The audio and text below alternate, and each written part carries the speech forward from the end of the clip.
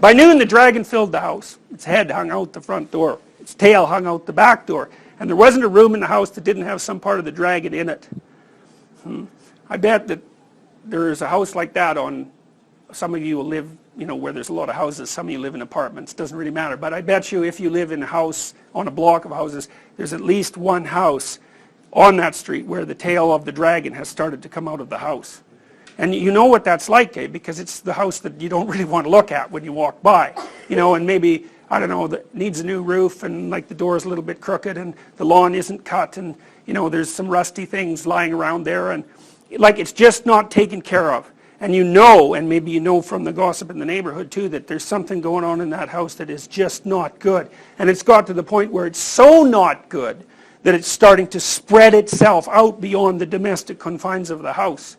So, you run into people like that now and then too. You'll notice this. So, sometimes, I don't know if this has happened to any of you, but it might have, it's happened to you in some ways. You know that there are those people who can't not tell you everything about what's going on in their life, even if you've hardly even met them. If you see someone who's really in trouble, you'll sit on the bus and somebody who's clearly on the road to being thoroughly deranged will sit down beside you, and they'll start telling you about the problems of their life. It's like that the dragon that they're dealing with is so big that they can't even contain it. They're so desperate to have it dealt with that they can't not talk about it.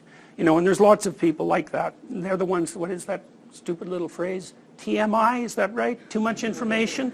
It's like, yeah, well, why does that happen? It's because people are dealing with anomalies and unexpected occurrences and tragedies, and they cannot articulate a solution. And most people think by talking, which is also part of the reason that therapy works. It's right, well, do you think? I doubt it. You might, but very few people think. And so if you want to solve a problem, you want to talk it over with a friend. And so, you might just think that you're talking about the problem. Sort of, what the problem is, but you're talking about it. So you don't. When you talk about it, you articulate the problem space.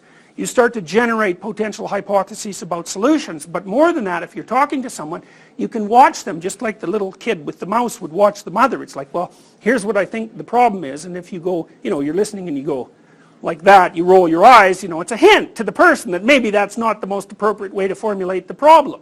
Now, maybe you don't roll your eyes, but, you don't encourage them.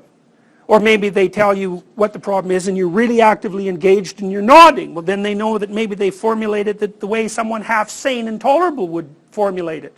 And then they can walk through the solution. So when you sit down beside someone and they have to tell you everything, one of the things that you know is that they don't have anyone to listen to them.